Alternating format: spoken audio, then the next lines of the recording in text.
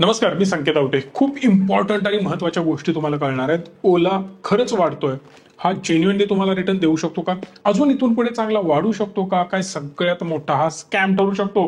तुमचे पैसे हा पेटीएम सारखे वाया घालवू शकतो. अनेक गोष्टी मी तुमच्यासोबत आता डिस्कस करणार आहे. बेसिकली जर तुम्ही याचा डायरेक्ट चार्ट बघितला तर तुम्हाला कळेल की हा जो स्टॉक होता याचा बॉटम 75 रुपये, म्हणजेच ज्या लेवलला हा इश्यू झाला होता तिथून डायरेक्ट हा आता पोहोचलेला आहे 133 रुपयांना. हा आता सध्या चर्चेत येण्याचं रिझन तुम्हाला माहिती आहे, कारण याच्यामध्ये 75-76% ग्रोथ ऑलरेडी झालेली आहे. ही पहिली गोष्ट. आणि दुसरी इम्पॉर्टंट गोष्ट तुम्हाला माहिती आहे का, HSBC ने याला बाय रेटिंग दिलेलं आहे. मी नाही, HSBC ने दिलेला आहे. मग याला माझा विरोध आहे का? तर बिलकुल नाही. मी कुठल्याही प्रकारे बाईक सेलिंगचे रिकमेंडेशन तुम्हाला देणार नाही, पण एक गॅरंटीने सांगू शकतोय, हा व्हिडिओ बघितल्यानंतर तुम्हाला अनेक गोष्टी क्लिअर होणार आहेत. बऱ्याच गोष्टी एकदम डोक्यामध्ये अक्षरशः घुसणार आहेत आणि 5, 6, 7 स्टॉक ऑटोमॅटिकली तुम्हाला कळणार आहे की त्या स्टॉकचं काय करायचं, या स्टॉकचं काय करायचं आणि बेसिकली ओलाचं काय करायचं, हे सगळं व्यवस्थित क्लिअर होऊन जाणार आहे. आता वन बाय वन येऊयात. ओला करतो का? तर ओला करतो बाईकचं मॅन्युफॅक्चरिंग. ओला इलेक्ट्रिक बाईक बनवतो. हे सिंपल, पहिला कन्सेप्ट इथं क्लिअर झाली. याचे कॉम्पिटिटर कोण? टीव्हीएस बनवतो, हिरो बनवतो, त्याचबरोबर हिरोची एक सबसिडरी आहे असं म्हणू शकता तुम्ही, किंवा सबसिडरी म्हणण्यापेक्षा हिरोने खूप जास्त स्टेक त्या कंपनीमध्ये अक्वायर केलेले आहेत आणि ती कंपनी आता हिरोचीच झालेली आहे. त्या कंपनीचं नाव कमेंट बॉक्समध्ये सांगा. मी आत्ता सांगणार नाही, पुढे सांगणार आहे. बघूया किती लोकांना त्या कंपनीचं नाव माहिती आहे. जर समजा ओला बरोबर या सगळ्या कंपन्यांनी कॉम्पिटिशन द्यायला सुरुवात केलेली आहे. बजाज सुद्धा इलेक्ट्रिकमध्ये प्लॅन करते वगैरे वगैरे, बऱ्याच कंपन्या आहेत. ज्या कंपनीचं नाव मी तुम्हाला सांगणार होतो त्याचं नाव आहे एथर.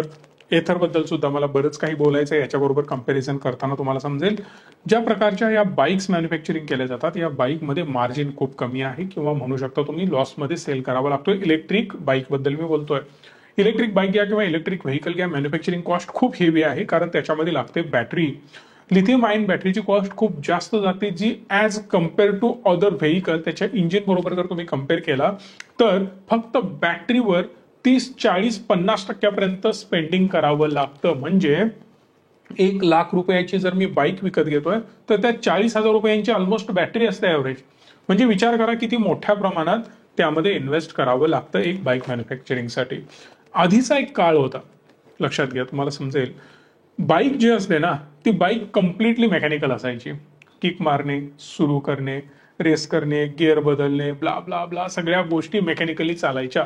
पण एक एक गोष्टी यातल्या एलिमिनेट होत गेल्या. आता यामध्ये किक आहे का? नाही. स्टार्टर आहे.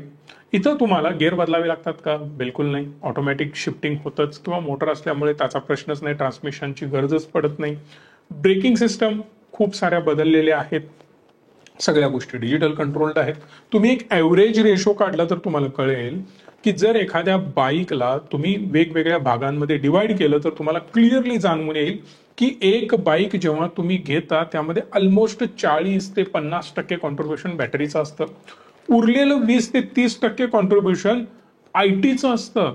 हो, कारण सगळं काही ऑटोमॅटिकली चालत असतं. आयटी आणि इलेक्ट्रॉनिक्स जर तुम्ही कंबाईन केला तर ऑलमोस्ट 30 ते 40% कॉन्ट्रीब्युशन असतं. म्हणजे एका इलेक्ट्रिक व्हेकलमध्ये, जी हायली ॲडव्हान्स्ड इलेक्ट्रिक व्हेकल आहे, त्याच्यामध्ये बॅटरी, इलेक्ट्रॉनिक्स आणि आयटी या सगळ्यांचं कॉम्बिनेशन जर तुम्ही केला तर ऑलमोस्ट 70% जातं. सगळ्यांचं कॅल्क्युलेशन एकत्रित केलात तर उरलेलं 30% फक्त मेकॅनिकल गोष्टी आहेत, ज्यामध्ये फक्त ब्रेक्स वगैरे येतात, टायर्स येतात, त्याचं थोडंसं मेकॅनिझम मागे पुढे केलेलं असतं. एवढंच फक्त मेकॅनिकली कंट्रोल्ड असतं. अदरवाईज सगळं काही इलेक्ट्रॉनिकली कंट्रोल्ड असतं. आता एवढा सगळा रामायण सांगण्याचं रिझन काय? तर याच्यामागे एकच रिझन आहे की ही कंपनी ऍक्च्युली आयटी कंपनी आपण याला मानू शकतो, कारण बॅटरी आपण बाहेरने इम्पोर्ट करतो, बॅटरी बाहेरने इम्पोर्ट करतात, त्यामुळे त्याची कॉस्ट जास्त जाते. इंडियामध्ये मॅन्युफॅक्चरिंग करण्याचा यांचा प्लॅन आहे, पण लवकरात लवकर तो प्लॅन सक्सेसफुल होईल असं मला पर्सनली वाटत नाही, कारण इंडियामध्ये बॅटरी मॅन्युफॅक्चरिंग करणं इज अ ह्यूज टास्क. एवढी गोष्ट सोपी नाही. पण या स्टॉकला अप्पर सर्किट का लागतात?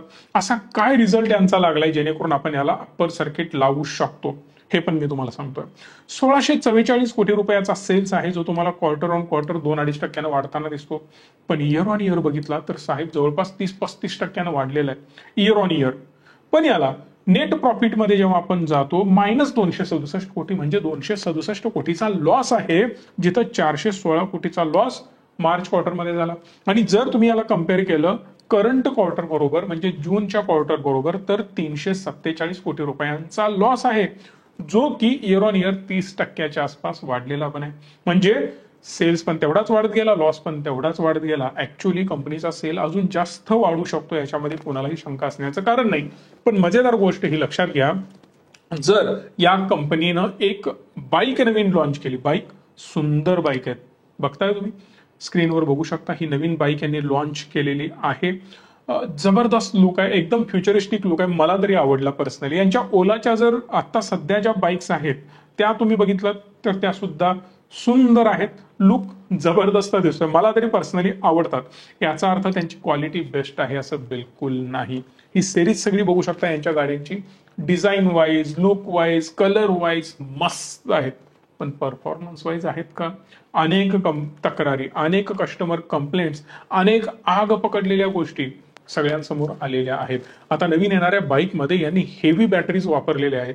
साधा विचार करा, जोरदार कुठेतरी ऍक्सिडेंट झाला, ठोकाठोकी झाली, देव करो कोणाच्याही बाबतीत असं काही होऊ नये, पण वर्स्ट केसमध्ये असं काही झालं, हार्डली 1-2% होतच ना.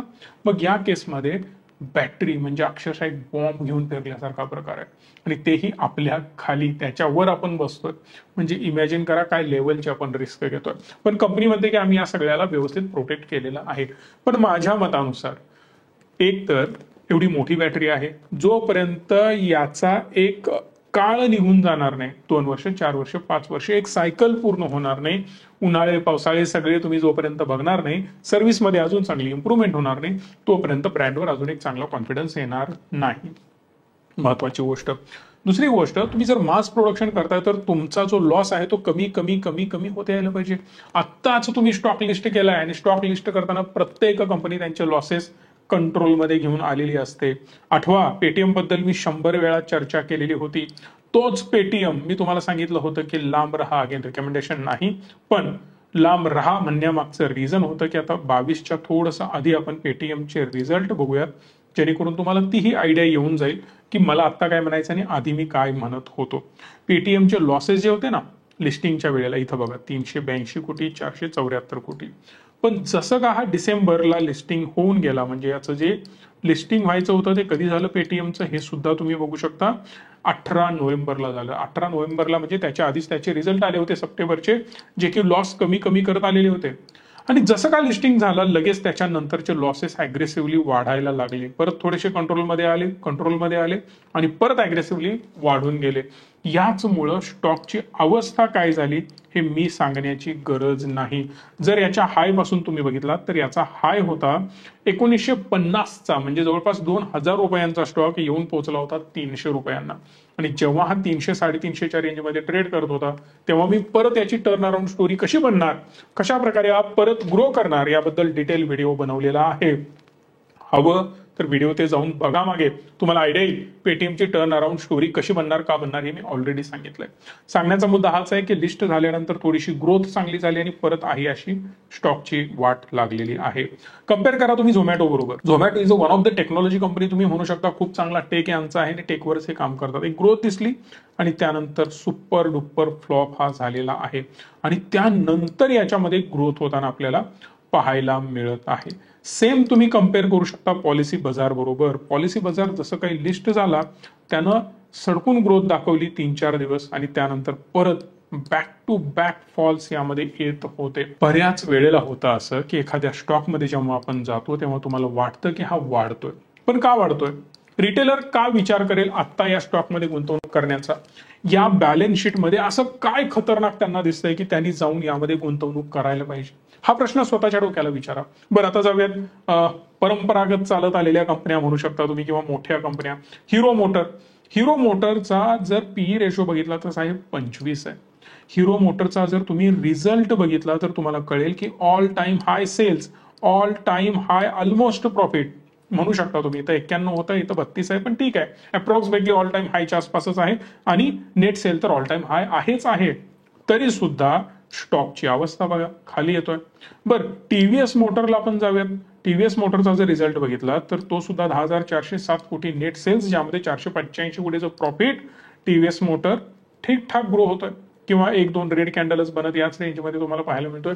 यामध्ये का 20% अप्पर सर्किट लागत नाही. बरं, आपण आता येऊयात बजाज ऑटोकडे. बजाज ऑटोचा जर रिझल्ट बघितला तर तो सुद्धा ऑलमोस्ट 12,000 कोटीचा सेल आहे, जो ऑल टाइम हाय आहे. नेट प्रॉफिट आहे साहेब ऑलमोस्ट 1900-2000 कोटीचं. याचा अर्थ काय? 20% प्रॉफिट मार्जिन. आग बिझनेस आहे हा. याच्यापेक्षा खतरनाक बिझनेस मला कोणीही मॅनेज केलेलं दिसत नाही ऑटो इंडस्ट्रीमध्ये, इन्क्लुडिंग मी म्हणतोय हिरोपेक्षा कितीतरी बेस्ट बजाज ऑटो स्वतःला मॅनेज करताय आणि स्वतःला पोर्ट्रे करताय. ऑल टाइम हायच्या आसपास आहे. इथंच अप अँड डाऊन त्याचं सुरू आहे. कुठल्याही प्रकारे एकदम हेवी ग्रोथ दिसत नाही. आता मजेदार गोष्ट मी तुम्हाला दाखवतो, ही लक्षात घ्या. 1 by 1 स्टॉकवर मी येतो. हिरो मोटरकॉप एका वर्षाचा सेल्स बघा, ऑलमोस्ट 40,000 कोटी. 40,000 कोटी एक वर्षाचा तुम्ही धंदा करताय, म्हणून आम्ही तुम्हाला 1,00,000 कोटी व्हॅल्युएशन देतोय. म्हणजे 4 दुनी 8, 4 त्रिकम 12, 1,20,000 कोटी जर याचं मार्केट कॅप असतं तर आपण 3x देतोय. आता ऑलमोस्ट 2.5x व्हॅल्युएशन करतोय त्याच्या सेल्सच्या. हे तर तुम्हाला कळालं असेल. परत मी येतोय टीव्हीएस मध्ये. हा पण 40,000 कोटीचा सेल करतोय. 40,000 कोटीच्या अगेन्स्ट आपण 1,20,000 कोटी प्लस याला व्हॅल्युएशन देतोय, म्हणजे 4 त्रिकम 12, 3x व्हॅल्युएशन देतोय. त्याला 2.5x, याला 3x आपण देतोय. बजाज याचं थोडंसं व्हॅल्युएशन जास्त असण्याची शक्यता आहे. 46-47,000 कोटीचा धंदा आपण 50,000 कोटी पकडू. इथं मार्केट कॅप बघितला तर 2,76,000 कोटीचा आहे. याचाच अर्थ 5-20, 5-5-25, याचा अर्थ 5x व्हॅल्युएशन आपण याला दिलेलं आहे. आपण म्हणजे ज्या ज्या लोकांनी बाय केलं त्यांनी याला दिलेलं आहे. पेटीएम कडे आपण जाऊ शकतो. पेटीएमचं व्हॅल्युएशन बघा ऑलमोस्ट 10,000 कोटी आहे. तर 10,000 कोटीला आपण 35,000 कोटीचं व्हॅल्युएशन करतो. याचा अर्थ 3.5x. म्हणजे मला वाटतं हा भारी आहे टीव्हीएस मोटरपेक्षा. म्हणजे मला वाटतं का हिरोपेक्षा हा स्टॉक भारी आहे, म्हणून आपण याला एवढं व्हॅल्युएशन देतोय. विचार करण्यासारखी गोष्ट आहे.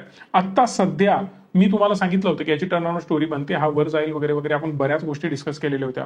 झोमॅटो सगळ्यात खराब स्टॉक आपण मानत होतो ज्यावेळी फक्त हा फूड डिलिव्हरी करायचा. जसं याने ब्लिंकिटला अक्वायर केलं तेव्हापासून आपण सांगतो की ब्लिंकिट हाच याचा प्रोडक्ट होणार आहे. ओलाचं झालं काय? ओला कार्स कुठे आहेत? ओला जेव्हा कॅब्स मध्ये उतरलं तेव्हापासून मी तुम्हाला सांगतो की हा प्रॉफिटेबल ना बिझनेस आहे, ना होणार, ना अजून पुढे जाऊन कधी होऊ शकतो. नेक्स्ट टू इम्पॉसिबल आहे, कारण इकॉनॉमिक्स बसत नाही बिलकुल सुद्धा. सेम गोष्ट मी झोमॅटोच्या फूड डिलिव्हरी बद्दल सुद्धा तुम्हाला मी सांगतोय. कुठल्याही प्रकारे इकॉनॉमिक्स मध्ये हा बिझनेस बसत नाही. फक्त नाव मोठं, स्वतः मोठं, कस्टमर ऍक्विजिशन आणि त्या थ्रू अदर मार्गाने पैसा कमवणं हा यांचा बिझनेस मॉडेल आहे. सेम ओलाचं सुद्धा झालेलं आहे. आता तिकडून उठून हे इलेक्ट्रिक मध्ये उतरलेत, म्हणून यांना इथं आपला बिझनेस ग्रो करायचा आहे आणि यावर यांचं काम सध्या सुरू आहे. सेम पीबी फिनटेक याची पण वाट लागली होती, पण याचं व्हॅल्युएशन म्हणजे खतरनाक. लोक कुठल्या लेवलला जाऊन व्हॅल्युएशन देत आहेत आणि त्याच्याबद्दल आता मला जास्त बोलायचं नाही. बघा 4,000 कोटीच्या आसपास यांचा सेल जरी असला, 77,000 कोटीचं व्हॅल्युएशन दिलं जात आहे, म्हणजे almost 20x, more than 20x. 754 PE ratio. तोच तुम्ही झोमॅटोला पीई रेशो देताय डायरेक्ट 388. एक गोष्ट लक्षात घ्या, ज्या दिवशी निगेटिव्ह न्यूज येईल त्या दिवशी हवा टाईट होणार आहे लोकांची, इन्क्लुडिंग ओला. ओला बद्दल सुद्धा मला हेच तुम्हाला सांगायचं आहे, सावधगिरीनं काम घ्यावं लागेल.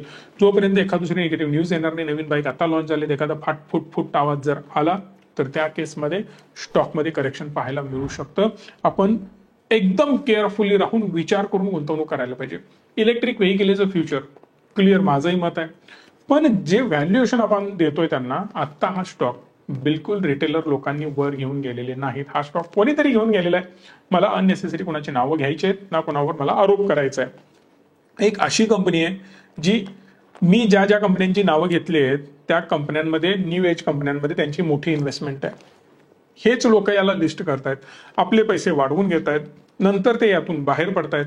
हेवी प्रमाणात भारतातून पैसा आता बाहेर जातोय कारण ते एक्झिट घेत आहेत यामधून, आणि त्यांचा प्रत्येक स्टॉक कसा टॉपला जाईल यावर त्यांचा फोकस आहे. यासाठी जर कंपनी 58,000 कोटीचे, एक साधं लॉजिक मी तुम्हाला सांगतो, यामध्ये समजून घ्या. शेअर होल्डिंग पॅटर्न तुम्ही बघू शकता. हे 37% यांचे गेले, हे 7%, 6%. इथं जर तुम्ही बघितलात तर पब्लिककडे 42% आहे आणि यामध्ये सुद्धा 17% यांचे आहेत. अशा प्रकारे हे कमी करत करत जर ते आलात तुम्ही तर हार्डली तुम्हाला पब्लिककडे 15 ते 20% असलेले पाहायला मिळतील. मग या 15%मध्ये सगळा खेळ पब्लिक करू शकत नाही, कारण 1-2% जरी बाईंग यामध्ये आलं, फॉर एन एक्झाम्पल 1000-1 कोटीचं जरी बाईंग आलं ना यामध्ये, स्टॉक रॉकेट होऊ शकतो. आणि त्याच गोष्टी आता इथं होताना पाहायला मिळत आहेत. अशा स्टॉकमध्ये एक जबरदस्त सिच्युएशन कधी येऊ शकते, जेव्हा एक निगेटिव्ह न्यूज येईल, थोडीशी निगेटिव्हिटी वाढेल, हा हायला टच करेल, जे 1000 कोटी आता पडले ते वर जाऊन एक्झिट होतील आणि त्याला वाटेल की मोठा व्हॉल्यूम येत नाही, आता आपण बाहेर पडायला पाहिजे, त्या केसमध्ये तो बाहेर पडेल आणि एक मायनर करेक्शन येईल. त्या करेक्शन मध्ये तुम्ही ठरवायचं आता ओला कुठल्या लेवलला आहे आणि फंडामेंटली तो आता मला काय सांगतो. जेव्हा ती वेळ येईल तेव्हा मी डेफिनेटली तुम्हाला सांगेन. हा एक क्विक व्हिडिओ, समराईज केलेला व्हिडिओ होता की सगळ्यांबरोबर पेअर कंपॅरिझन करून, पण याच्याबद्दल डिटेल व्हिडिओ हवा असेल तर पार्ट 2 मी बनवू शकतो आणि पूर्ण ओलाची कुंडली मांडू शकतो. 1 तासाचा नेट व्हिडिओ बनवेन आणि ज्यामध्ये सांगेन की ओलाचं इन अँड आउट काय आहे, काय होतं, काय होऊ शकतं, A to Z गोष्टी मी सांगेन. पण ज्या प्रकारच्या गाड्या बनवल्यात, डिझाईन जे आहे काबिले तारीफ आहे आणि न्यू एज लोकांना तेच आवडतं आणि त्यामुळं ओलाचा सेल्स हा वाढू शकतो असं माझं मत आहे. बाकी स्टॉक बद्दल थोडीशी मला शंका आहे, ते आपण हवं तर नेक्स्ट पार्टमध्ये कव्हर करू. आता ही योग्य वेळ आहे असं मला पर्सनली वाटत नाही. हे जे कंपन्यांचं मी अनालिसिस करतोय ना, हे जरी सोपं वाटत असलं तरी खूप डीप लेव्हलला जाऊन अनालिसिस करावं लागतं. ज्या मी गोष्टी तुम्हाला सांगतोय त्या फक्त वरवरच्या आहेत, पण डीप अनालिसिस करून आम्ही जे फोलिओ बनवतो, म्युच्युअल फंडसाठी तुम्हाला हेल्प हवी असेल, स्टॉकमध्ये इन्व्हेस्टमेंटसाठी हेल्प हवी असेल तर या नंबरला कॉल करा आणि आजच गुंतवणूक करायला सुरुवात करा. एक जबरदस्त NFO येतोय, त्याच्याबद्दल मी तुम्हाला माहिती देऊ शकतो. या नंबरला तुम्ही जर कॉल केलात, 21 तारखेपासून तो NFO सुरू होतोय. आत्ताच कॉल करून NFOचं बुकिंग करून घ्या, कारण त्याच्यामध्ये ह्यूज पोटेन्शियल आहे असं आमचं अनालिसिस सांगतं. तुम्हाला काय वाटतं कमेंट बॉक्समध्ये सांगा. या व्हिडिओला लाईक, शेअर आणि चॅनलला सबस्क्राईब करा. धन्यवाद. Stay tune and stay positive.